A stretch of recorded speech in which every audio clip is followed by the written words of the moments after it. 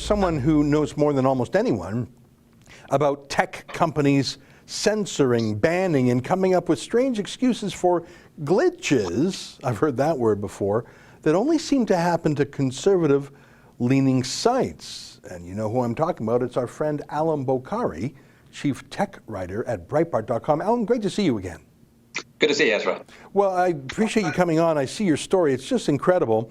Donald Trump Jr. and spokesman Andy Sarabian remain locked out of Twitter. Now, this was true for a day or so. The ban was lifted. If Twitter can lock down Donald Trump Jr. and his spokesman for, 24, 36 hours? It's quite a long time, yeah. Well, there was a Twitter problem, there was a hacking, but it was over within an hour. But funny enough, Donald Trump Jr. stays banned for more than a day. I'm sorry, I'm not going to call that a coincidence, are you? It does seem strange that he was one of the only accounts that was locked out for such an extended period of time. Big Tech has censored his account before. He's had some problems on Instagram previously. And we know from the past few months that Twitter is not above even censoring President Trump himself. They've hidden his tweets. They've attached fact-checking warning labels to perfectly accurate tweets. So this does seem to be escalating. This did happen in the wake of a hack, as you said, and actually all verified accounts were locked down for a while on the previous day because a number of high-profile accounts got hacked. And we should talk some more about that, actually, because there was an interesting leak from the hackers who gained access to an internal Twitter console that they used to regulate accounts. And we saw from the screenshots of that internal console that the hackers used that Twitter has something called a search blacklist and a trends blacklist.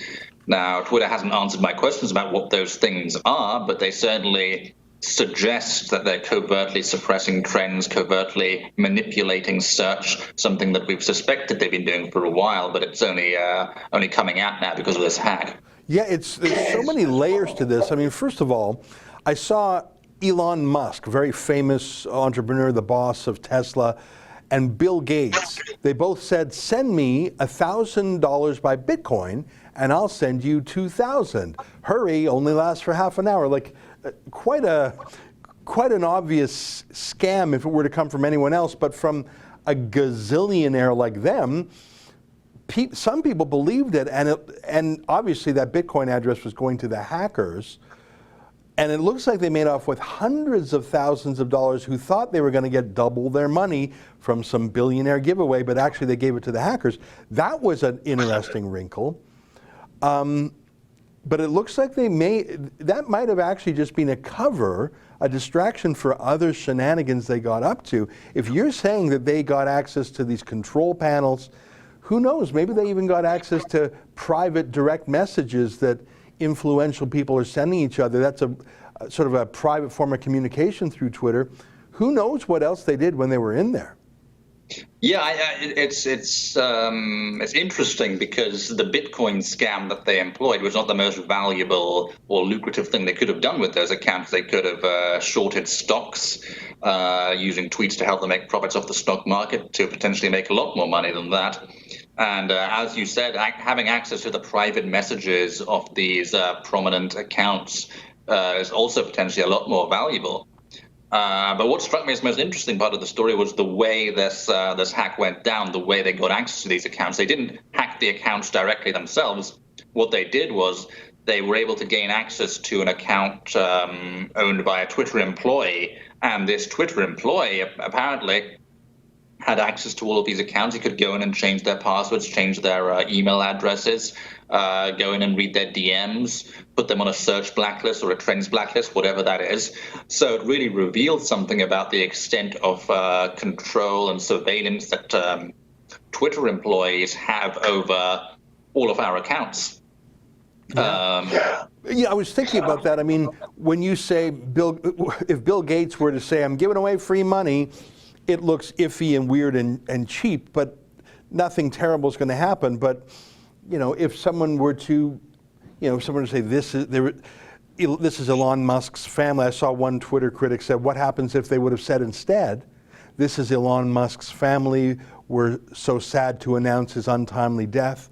Well, you can imagine Tesla stock would have plummeted, so someone could have gone short. Or God forbid, imagine if they would have hacked Donald Trump's account and declared war or made an economic announcement or a political announcement, something to provoke China or Putin or North Korea.